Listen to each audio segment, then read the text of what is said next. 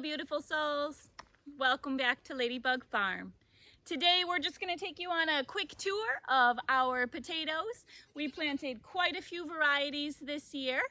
We started some of them with our Family Days programs and we are choosing not to do our open farm days. So we thought we could take you on a tour, we'll harvest a few, and then give you a few tips as well for your potatoes.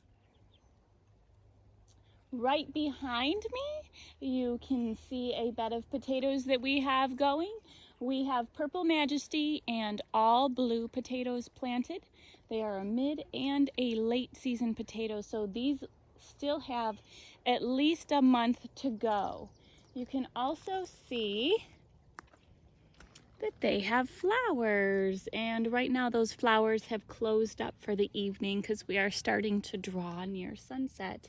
But the foliage, I am super happy with these. We have 2 years ago, we fought potato beetles like crazy. It was terrible. We even tried putting the ducks in with them, and we have slowly been working on our soil. So I'm hoping that this is a sign that our soil is getting a lot better because our potatoes are also doing a lot better.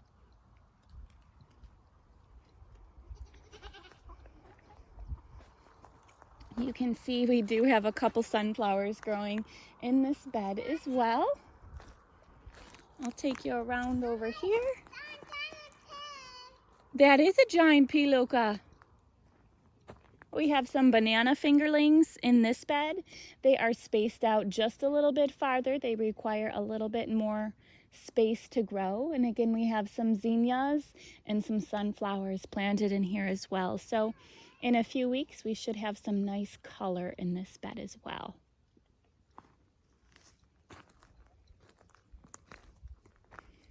Walking you back just a few beds.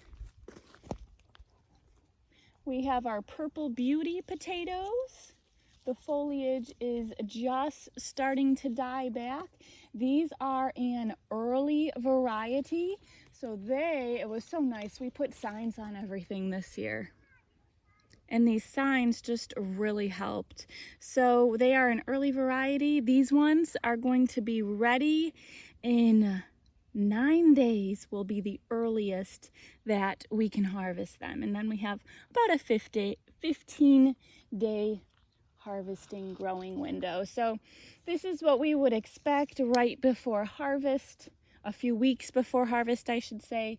You can see that these leaves are just starting to die back, and unfortunately potatoes will get a little ugly looking right before you harvest them. We turn the water off for them as well to kind of help promote and get those tubers getting ready to harvest.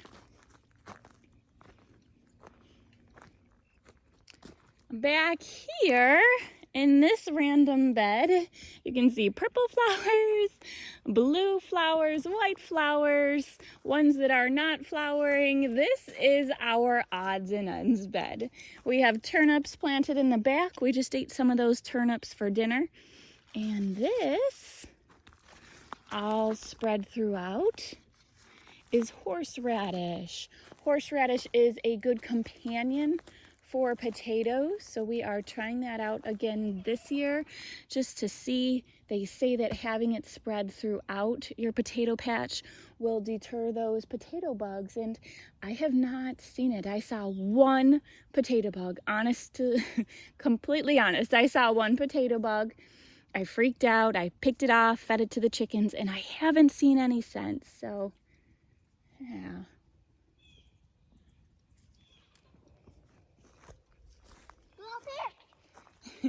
They're all picked.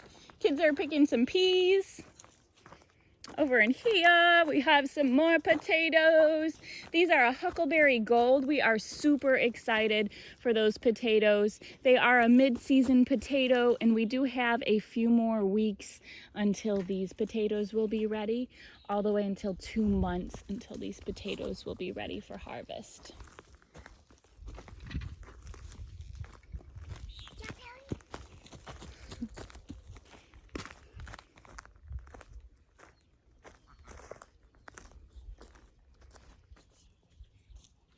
have rose fin apple fingerling potatoes.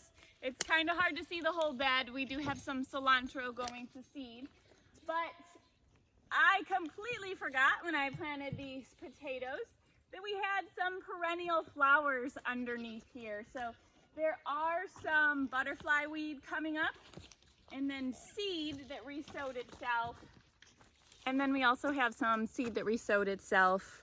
We have hyssop, which quite honestly, we just let grow and we cut it off for tea. It is so good. And if you let it go, it puts out a beautiful purple flower. We also have some bee balm on this bed. We pulled most of it out and put it in front of the beehives, but we did leave some of it remaining just along where the irrigation lines were. I'll show you that. So here again is the rose fin apples. The bee balm's growing right next to the irrigation. Here's some potatoes growing. We have the hyssop and we have the butterfly weed. And these potatoes, also the foliage, I'm so happy with them. They're doing really well. And since they are a late season variety, they are not going to be ready to harvest for another 2 months. So they are looking so well so far. And here behind me, we have your classic Yukon gold potatoes. They are a mid-length potato, a mid-season potato. So we still have 1, 2, 3, about 4 more weeks until we'll be able to harvest these. So the foliage is looking really good. We have a lot of weeds in here, pardon my weeds, but we have some strawberries. We have peas, English peas, growing up along the trellis that my students at nature school planted. And then we have some more of that hyssop growing throughout. And some weeds. I'll get to that soon. Okay, y'all. This was supposed to be our pride and glory behind me. We had these potatoes planted as part of our Family Days program. We were able to plant them very first of March, and we were hoping that they would have a good head start because they were covered. You can see the pipes behind me. They were covered and protected from any frost, and we did have an actual really late frost in May. Luckily it wasn't a freeze, but we had a frost. But here's a tip. I made a big mistake. I thought growing up, it was always told you mulch your potatoes, And it finally just clicked into me why I've had no success some years with my potatoes. Someone in our B group sent me a message and said, hey, I checked out one of your videos. Maybe you shouldn't be putting straw. Oh, you did find some Swiss chard. Yummy. Yellow. And he said maybe you shouldn't be putting straw as a mulch on your potatoes. Not only are you gonna get weeds like this, it was a really seedy bale of straw, but there's pesticides on the straw. And I don't know why I didn't think about this, but we don't use any sprays here. We don't even use any organic pesticides, but there must have been some pesticides on this straw. And now our potatoes, I mean, that's as big as they got, y'all. They got tiny. And yes, these were ready to be harvested 2 weeks ago. Yes, they are supposed to die back and look terrible before getting harvested. But they're not supposed to get this big in their abundance. They were obviously, the growth was stunted by the straw. So I'm so happy that a friend gave us that tip. I don't know why it didn't dawn on me, but never again are we gonna be putting straw on top of our potatoes. So our dark red Norlands, I don't know if we're gonna get anything from here, but we're gonna dig them up today. Yellow Swiss chard, yes. We're gonna dig them up today and see what we get. I want to show you potatoes on the other side too. It's not just this variety of potatoes.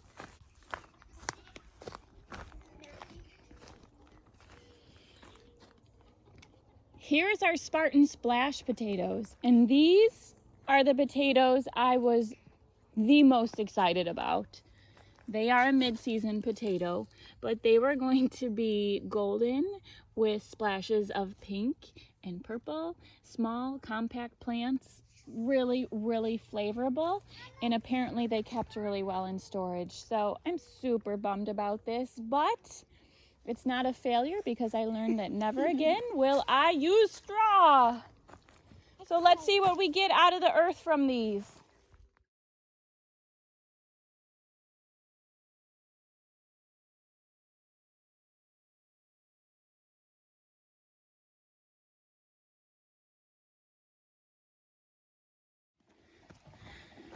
Are you ready for that crazy potato harvest? Luca, show them everything we just got from 3 plants. Check that out, folks.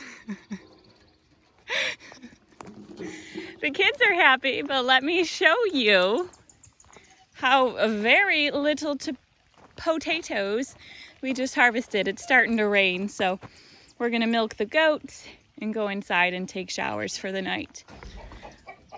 But in the face of optimism, we got this from the potato bed, and we will have some very happy chickens tomorrow. Lesson learned.